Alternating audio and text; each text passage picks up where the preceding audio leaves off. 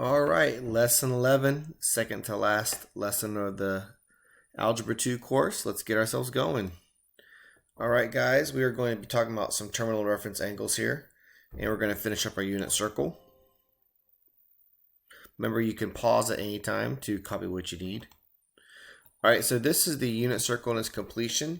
So each of these points has a value, so that the angle at 30 degrees and the radian measure pi over 6, it has the point square root of 3 over 2 and 1, 2.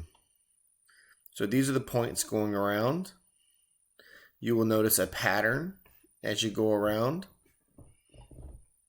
Take your time writing it down, look it over. And what I also would suggest you do is I think might be a really smart idea to type unit circle into Google and just print you a hard copy of this, because they have these all over the internet. But it's nice to write it down and also print a copy so you can see it nice and pretty. All right, now let's talk about what quadrant something is and its reference angle. And I guess we could also talk about the terminal side.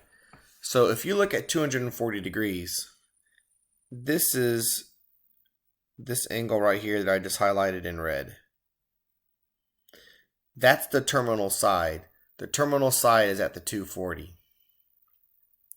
Now, the reference angle is the measurement of the angle going back to the x-axis. So we're at 240 and we need to go back to 180. So that's a total of 60 degrees. So when we say match it up with what's in the first quadrant, that means that its terminal angle is the same as that one. Or its reference angle is the same as that. So this one has a reference angle of 60 degrees.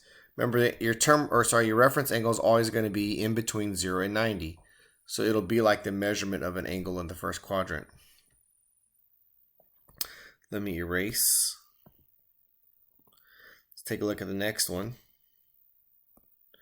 330 degrees. 330 is here highlighted in yellow.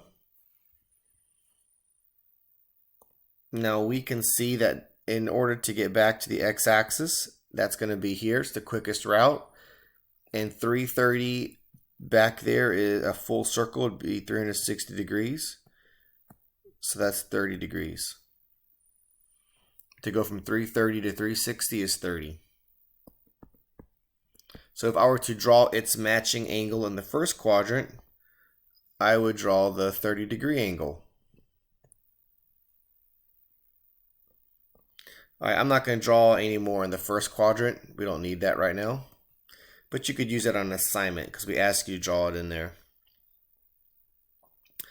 All right, now let's look at 7 pi over 6. So now this is in radian measures. And 7 pi over 6 is this guy right here.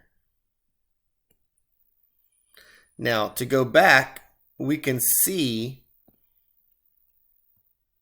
that it's 30 degrees because it's the same at 210. But what's 30 degrees? Since we're in radians, use the radian measure for 30 degrees, which would be pi over 6. So you want to stay in the same unit of measure. All right, and then the last little bit here is a negative 120 degrees. So now positive 120 is up here in quadrant 2, but we're doing negative 120. So negative 120 going from here, whoops, that's negative 90, and that right there is negative 20. So it's at the 240 mark, highlighted in green.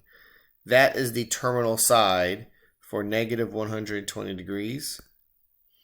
So the measure of this one going back to the x-axis from 240 to 180 is 60 degrees.